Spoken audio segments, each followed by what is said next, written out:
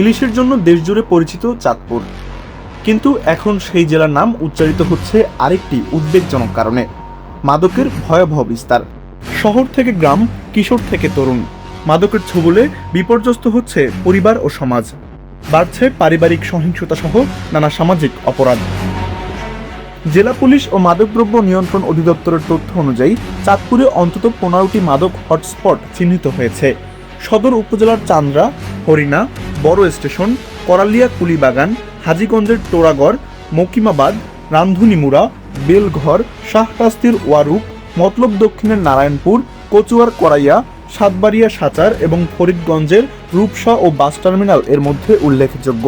আইন শৃঙ্খলা বাহিনীর দাবি, এসব এলাকায় অন্তত 30 জন প্রভাবশালী মাদক কারবারি সক্রিয়। এই জায়গাটা মাদকের অনেক ছড়াছড়ি, এটা অনেক আগের থেকেই। মাদক নির্মূল করার জন্য মূলত 3টি গুরুত্বপূর্ণ বিষয়ের সমন্বয় দরকার এবং অঙ্গীকার দরকার।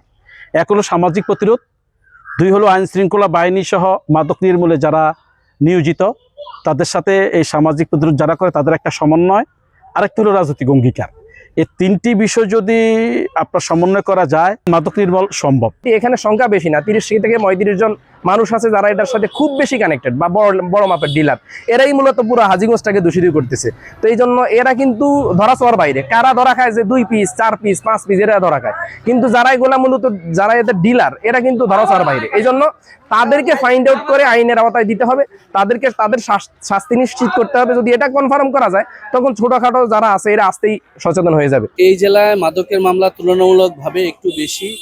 এই মাদকের মামলায় যে আসামিরা গ্রেপ্তার হয়, দেখা যায় যে একই আসামি বারবার গ্রেপ্তার হচ্ছে। যারা খুচরা পর্যায়ে বিক্রেতা তারাই বারবার গ্রেপ্তার হচ্ছে, কিন্তু যারা ডিলার এবং বড় বড় মাদক কারবারি তারা গ্রেপ্তার হচ্ছে না।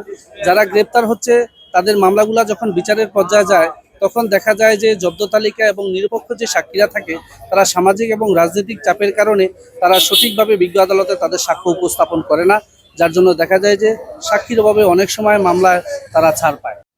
মাদক নিয়ন্ত্রণে কোস্টগার্ড, নৌ পুলিশ, জেলা পুলিশ, মাদকদ্রব্য নিয়ন্ত্রণ অধিদপ্তর ও জেলার 8টি থানা যৌথভাবে অভিযান চালাচ্ছে। 2025 সালের তুলনায় 2026 সালের প্রথম 6 মাসেই অভিযান, মামলা ও গ্রেপ্তারের সংখ্যা উল্লেখযোগ্যভাবে বেড়েছে, যা মাদকের বিস্তারের চিত্রই তুলে ধরে। চাঁদপুরে অনেক বেশি পরিমাণে মাদক অভিযান হচ্ছে। প্রায় 15-16টি এলাকায় মাদকের স্পট রয়েছে, সেখানে আমাদের নিয়মিত অভিযান হচ্ছে, বিশেষ করে মোবাইল কোর্ট অভিযান, নিয়মিত মামলা। আমরা একটি বিশেষ গুরুত্বপূর্ণ জায়গা কচুয়া সাতবাড়িয়াতে ব্লক রেড অভিযান করেছি। একসাথে মাদকের 2টি গডফাদার পরিবার সহ 6 জন ব্যক্তিকে গ্রেপ্তার করেছি। একটি টাস্কফোর্স মামলা হয়েছে এবং 5টি মোবাইল কোর্ট মামলা হয়েছে। সবাইকে ঘটনাস্থলে শাস্তি দেওয়া হয়েছে, যা ইতিমধ্যে যথেষ্ট প্রশংসা করিয়েছে। এছাড়া আমরা চাঁদপুর জেলার প্রত্যেকটি থানাতেই অভিযান করছি। জেলা পুলিশের ভাষ্য, নিয়মিত অভিযান ও হটলাইনের মাধ্যমে মাদক সেবী এবং কারবারিদের বিরুদ্ধে ব্যবস্থা নেওয়া হচ্ছে। তবে ব্যক্তিগত বিরোধে কাউকে মাদক ব্যবসায়ী বলে অপপ্রচার না চালানোর আহ্বানও জানিয়েছে পুলিশ। শুধু চাঁদপুর নয়, সারা দেশেই মাদকের ভয়াল থাবায় আক্রান্ত। এই মাদককে আসলে রোধ করতে হলে আমাদের আইনি ভাবে সহ সামাজিক প্রতিরোধ গড়ে তুলতে হবে। আমরা চাঁদপুর জেলা পুলিশ ইতিমধ্যেই যে আমাদের মাদকের বিরুদ্ধে অভিযান সেটা জোরদার করেছি।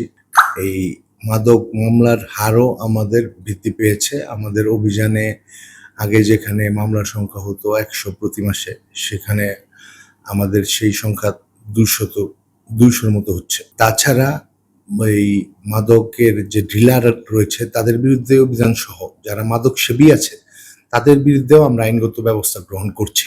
সচেতন নাগরিকদের মতে শুধু অভিযান দিয়ে নয়, পরিবার, সমাজ, শিক্ষা প্রতিষ্ঠান এবং স্থানীয় মানুষের সম্মিলিত উদ্যোগ, সচেতনতা ও পুনর্বাসন কার্যক্রম জোরদার করলেই গড়ে তোলা সম্ভব মাদকমুক্ত চাঁদপুর।